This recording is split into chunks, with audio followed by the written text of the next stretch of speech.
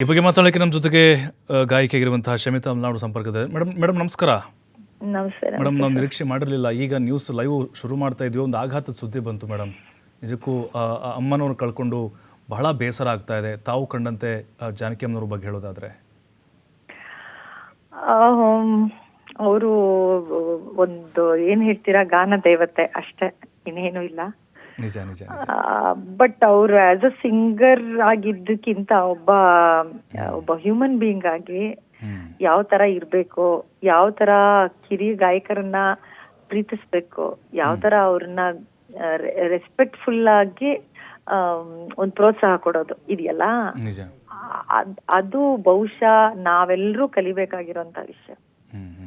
ಯಾಕೆಂದ್ರೆ ನಾನು ಅವ್ರನ್ನ ಫಸ್ಟ್ ಟೈಮ್ ನೋಡಿದ್ದು ಸುಮಾರು 20 ವರ್ಷಗಳ ಹಿಂದೆ. ಅವಾಗ ತಾನೇ ನನ್ ಕೆಲವು ಹಾಡುಗಳನ್ನ ಹಾಡಿದೆ.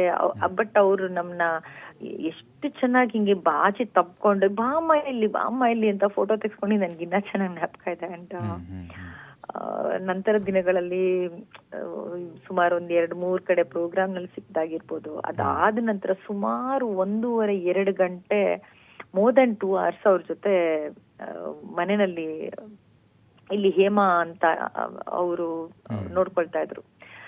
ಅವ್ರ ಮನೆಗೆಲ್ಲ ಬರ್ತಾ ಇದ್ರು. ಹೇಮಾ ಪ್ರಸಾದ್ ಅತ್ರಿ ಅವರ ಸಿಸ್ಟರ್.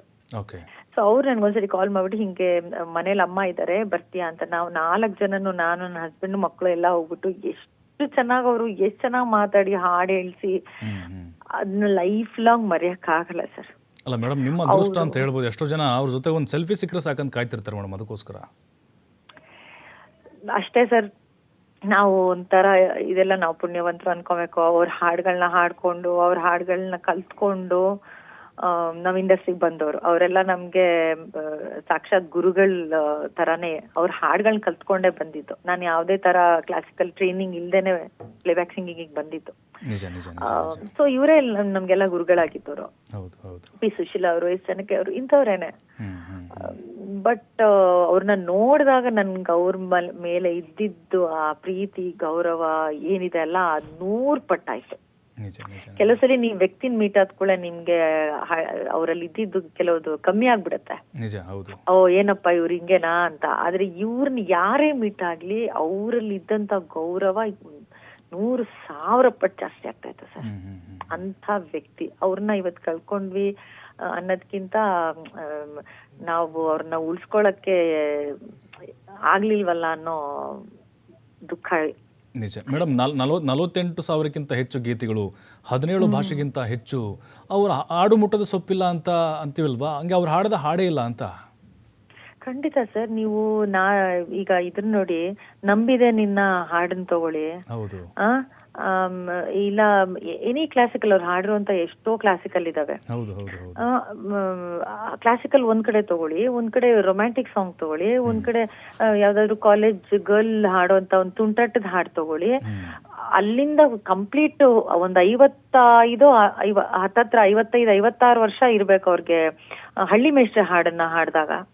ನೀವು ಯಾವ ತರದ ಸಾಂಗಾರು ಆಗಿರ್ಲಿ, ಅದಕ್ ನ್ಯಾಯ ಕೊಡೋದಷ್ಟೇ. ಅದನ್ನ ಎತ್ತಿ ಹಿಡಿಯೋದಷ್ಟೇ ಮಾಡಿರೋದವ್ರು. ಅದು ಸುಮಾರಾಗಿರೋ ಸಾಂಗ್ ಕೂಡ ಅವ್ರು ಹಾಡಿದ ಕೂಡ್ಲೆ SPB ಅವ್ರಿಗೆ ಹೇಳ್ತಾರಲ್ಲ, SPB ಎಸ್ ಜಾನಕಿ ಅನ್ನೋದು ಒಂದು ದೊಡ್ಡ ಎರಾ ಬಿಡಿ. ಅದು ನಾವು ಎಷ್ಟೋ ವರ್ಷಗಳು ಆಕಾಶವಾಣಿನಲ್ಲಿ ಇನ್ಯಾವ ಹೆಸರುಗಳೇ ಕೇಳಿಲ್ಲ. ಗಾಯಕರು SPB, S Janaki, SP Balasubrahmanyam, S Janaki, ಇದನ್ನೇ ಕೇಳ್ಕೊಂಡ್ ಬಂದಿರೋದು ನಾವು. ಸೊ ಆತರ ಒಂದ್ ಸಣ್ಣ ಪ್ರಮಾಣದ ಕಂಪೋಸಿಂಗ್ ಇದ್ರೂ ಸಹ, ಸುಮಾರಾದ ಕಂಪೋಸಿಂಗ್ ಇದ್ರೂ ಸಹ, ಆ ಸಾಂಗ್ ನ ಇವ್ರು ಹಾಡ್ತಿದ್ದಂಗೆ ಎಲೈಟ್ ಆಗ್ತಾ ಇತ್ತದು. ಇವ್ರ ತರ ಎಲ್ಲ ಇದೊಂದು ಎರಾ ಸರ್, ಮುಗೀತು ಅಷ್ಟೇ.